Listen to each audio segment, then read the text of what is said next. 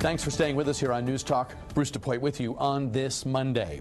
The shooting spree in Newtown, Connecticut late last year has revived the debate over guns in America. Given the Constitution's protection of a right to bear arms, what steps can government take to restrict access to firearms? And if our goal is reducing violence, should we be focusing on weaponry or on issues like mental illness and the murderous images that are so common in movies and video games? Joining us now, two men with differing perspectives.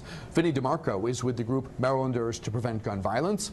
Dan Bongino is a former Secret Service agent. You may recall he was the Republican Party's standard bearer in last year's U.S. Senate race. Welcome to you both. Thanks very much for coming in. Thank you. We appreciate your time. Dan Bongino, let me begin with you. You tweeted something yesterday online, and I want to share it with the viewers. Tune in tomorrow to News 8 News Talk, which is, of course, our Twitter handle. At 10 a.m., I will be live with Bruce DePoit debating our evaporating civil liberties. Is anything in the area of gun control, what people like Vinnie would, I think, call gun control, is all of it an improper erosion of our civil liberties? Of course. I mean, Vinnie can call it whatever he likes, and anyone can call it gun control, but there's no such thing as gun control. It's a common debating tactic known as the utopian fallacy, where you compare this world to a world that doesn't exist. Where are guns controlled? In Brazil, where the gun control laws are really strict and people die every day by guns. So what you're not taught, there is no gun control.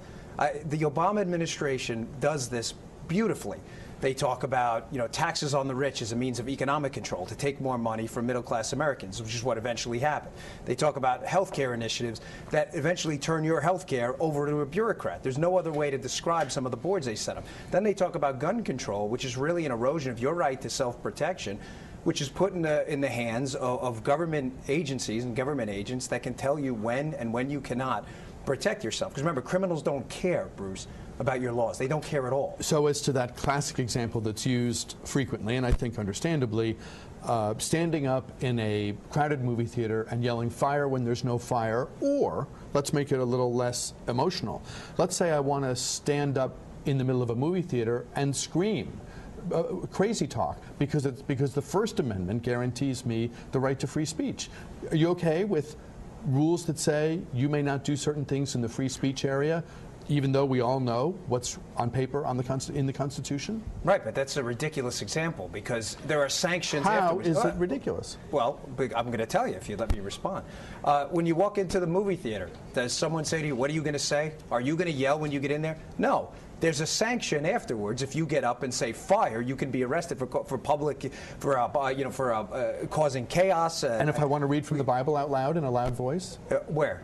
In the movie theater? That's not illegal. They may ask you to leave the movie theater. The problem is you're talking about post-action, not preemptive. There were already regulations on gun. Well, what we're about is gun violence prevention. And thanks for having me on the show. I'm honored to be here with Dan.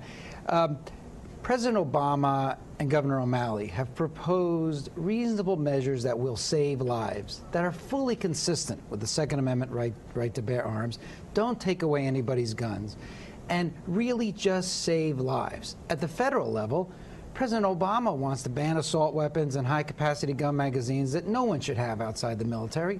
The American people agree with that. And he wants to have universal background checks so that everywhere you go, a gun show, a private sale, you have to go through a background check. It makes sense.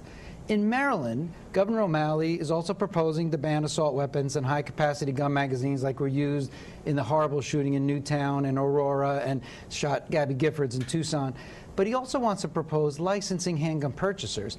And this is a proposal which makes so much sense. States in America that have fingerprint-based licensing of handgun purchasers have dramatically fewer gun deaths, dramatically lower gun death rates, simply because when you have that kind of provision, you don't lie when you go to a background check because you're fingerprinted, and you don't buy guns for criminals. So how do you square some of the restrictions that we have or are being contemplated with the protections that are clearly in... They're fully consistent. Judge Scalia's decision in the Heller decision that establishes the right to bear arms for protect yourself in your home specifically said states have the right to regulate firearms in order to protect the public safety. And we believe all these laws, in fact, the Attorney General of Maryland, Doug Gansler, ruled that Governor O'Malley's proposal is fully consistent with the Second Amendment. And I want to emphasize this. gun owners need not fear that this is going to turn into a gun ban because the Supreme Court said we can't do that. It is a reasonable measure. 80% of Americans, of Marylanders, including 64% of Republicans, support this fingerprint-based licensing. The legislature should enact it. Reasonable? No. If Vinny uses a common tactic, again, we're going to save lives. You know, Vinny can't guarantee me anything, I assure you. The only thing Vinny can guarantee me is that criminals don't care about what Vinny says about gun laws. Now, law-abiding citizens, which is what Vinny, the law he's supporting, which is 281, SB 281 in Maryland, that will affect law-abiding gun owners, and there is an assault weapons ban written in there. That is absolutely not accurate. There's a long list of weapons that, by the way, I don't know, Vinny, have you ever been on the street and used weapons, fired weapons? I was a police officer in the Secret Service agent. Do you realize that a lot of these weapons are just banned because they're really scary looking? They're not based on any ballistic capability of the actual round. There is no science in this at all. Do you take issue with the phrase assault weapon? Well, does Vinny have a weapon that's not designed to assault? Well, let me just say this. This measure will save lives, and we know that because states that have fingerprint-based licensing have dramatically fewer gun deaths because it prevents someone who doesn't have a criminal background from buying a gun for a criminal, called a straw purchase. That's why chiefs of police, state's attorneys have come to the legislature and strongly urge that this be enacted. And no one should be able to shoot more than 10 rounds at one time. The Washington Post today had a great editorial about how these high-capacity gun magazines are why so many people get shot in these horrible tragedies. Let me pick up on that. President Obama has said broadly, we shouldn't let the perfect be the enemy of the good. So just because we can't wave a wand and do away with all loss of innocent life, from his perspective, that doesn't mean we shouldn't act where we can. And Chief Lanier, who is here every month, says basically what Vinny just said, that if we restrict the magazines, then when you have someone who's deranged or evil, and they're going to spray the town square with whatever weapon they have, they're going to have to stop and reload at some point, and there's an opportunity to reduce. You sure? So they're going to use a 10-round magazine, not the hundreds of millions of 30-round magazines that are out there. You know who's going to use the 10-round magazine? The good guy who abides by the law. This is absurd. You guys talk about this as if criminals actually care what you think. I was on the street for 17 years. Vinny points out selectively correlational data he knows I could point out as well. Brazil has the toughest gun control laws in the world. They also have assassinations on the street. Have you ever seen someone shot? Yeah, I have. We're talking about the United States. No, we're talking about comparing you're the United States. Data. No, because correlation does not equal causation. If you take a statistics course, you realize that. Just because data are you know, people get a lot more colds in the winter. It's not because it's cold. State trooper from New Jersey. State trooper from New Jersey says that in New Jersey, because they have this fingerprint licensing scheme, they don't have straw purchases. He can definitively say that. They don't have straw purchases. It's causal data? And in New York City, where they have this kind of law, 85% of the guns. Can I finish? 85%. 85%. I'm going to finish. 85% of the guns used in crime come from out of state. You know why? In New York, they have much lower gun death rate than in Maryland.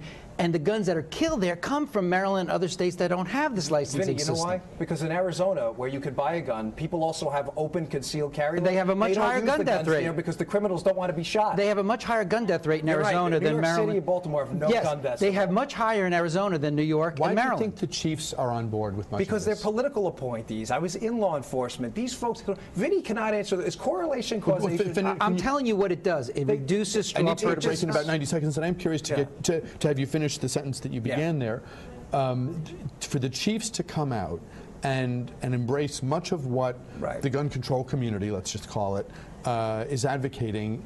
You've been in the government, sure, and I'm curious to get your thoughts on why you think they're pretty solid on a lot of this. They are strict political appointees. When I was with the New York City Police Department, past a certain level, I think it was captain at the time. The rest are political appointees, meaning they serve at the discretion of the mayor of New York City. When I was with the Secret Service, there are political appointees at work as well, SES level appointees, senior executive service. Do you think they're not going to toe the line of the administration? I don't think it's fair for you to impugn the integrity of Baltimore County Police Chief, Baltimore County Police Chief Jim Johnson. When he comes here, Jim Johnson, or did you? When Jim Johnson comes to testify in favor of this legislation, he's testifying because he believes it will protect his officers and protect the people of Baltimore County and the people of Maryland. That's why he's doing it. I have to go to break in 30 seconds. As a former law enforcement person, as a Secret Service person prior, would you not support a ban on the so-called cop killer bullets, or are they mislabeled? Which, what are you talking about, hollow point rounds? Well, what makes them any more dangerous than full metal jacket rounds? I mean, again, this is not based on science. It's who's going to say no to cop killer bullets? What are you talking about? The grain? Are you talking about the jacket? The answer is you probably don't know, and neither does the person who put the label cop killer bullets on. Who is going to say no to that, Bruce? We'll take a break here. Most of you will see more of our conversation with Dan Bongino and Vinnie DeMarco after the break. Those of you watching After Dark can pick up the conversation online at news8newstalk.com. Continuing our conversation here on News Talk with Vinnie DeMarco. He's with Marylanders to Prevent Gun Violence. Dan Bongino was the Republican Senate candidate in Maryland last year. He's a former Secret Service agent. Our topic this time is the gun debate. I have here a transcript from Friday's Kojo Nnamdi show on WAMU radio, and I want to read to you and the folks at home a few words from what Attorney General Doug Gansler of your state, Maryland, said on this issue just 72 hours ago. He said, I think most people on the gun issue believe that if you want, he's talking about the middle ground that he believes exists, even though this is a polarizing issue. He says, I think most people on the gun issue believe that if you want to have a handgun in your home to protect yourself and your family from an intruder, you should be able to do that as long as, along with shotguns and rifles if you're a hunter. But those same people, most people, don't think you should be able to walk down Wisconsin Avenue loaded up with AK-47s and bazookas. So there's really a middle ground, and some of the debate is centered on that middle ground. He's absolutely right, and that's why he testifies strongly in favor of the governor's proposal, and he points out that it is fully constitutional. It respects the right to bear arms, and under the decision by Justice Scalia in the Heller case, it allows states to do things like banning assault weapons and high-capacity gun magazines and license handgun purchasers. What do you think of the Attorney General's comment about bazookas and AK-47s on Wisconsin Avenue? It's Doug Gansler's running for governor. That's the most ridiculous statement. Who's arguing for that, Bruce? I mean, do you know a common sense person that's come out in the media? No, seriously, who said, I want to carry a bazooka? But if your view is the Second Amendment is open-ended and any restriction isn't... That's not what I said. That's not what I said. I'm trying to phrase it in those terms. There are already laws on the books to try to keep guns out of the hands of criminals. How well are they working? Go ask the citizens of Baltimore City and Chicago, where it's a shooting gallery. The answer is they aren't. So if the laws aren't working now, I ask you this: where are these angels in government that you put so much of your faith in that are going to institute new laws that are all of a sudden going to work? So if lawbreakers are outside the realm of doing what we as a society would have them do, why do you think piloting new laws on top of old would have the fact success? Is, the laws that we have in place to regulate gun violence are working. We just need to make them better. The Brady Law, enacted in 1993, which the gun lobby, I don't know why, but they opposed it, requiring background checks at gun dealers, has stopped millions of criminals from getting guns. Because criminals would go into a gun store to buy a gun and just lie. But now there was a background check, and a lot of them were stopped. Unfortunately, that law didn't apply to gun shows and private sales, so we have to extend that. It makes sense. Licensing handgun purchasers is something that 5 or 6 states do in America very well.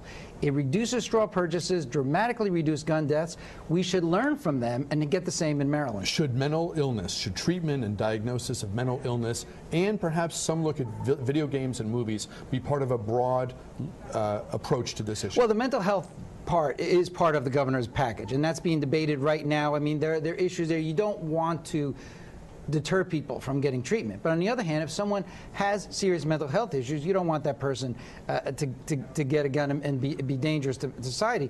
The governor's bill does a good job of striking a balance there. And that the bill has 3 sections: banning assault weapons and high-capacity gun magazines, licensing gun purchasers, and reducing the access of guns that people shouldn't have because of mental health issues. I think the bill does a very good job. Do you think we could be doing more to prevent convicted felons, those who have, through their behavior, demonstrated that going forward they shouldn't be able to own firearms?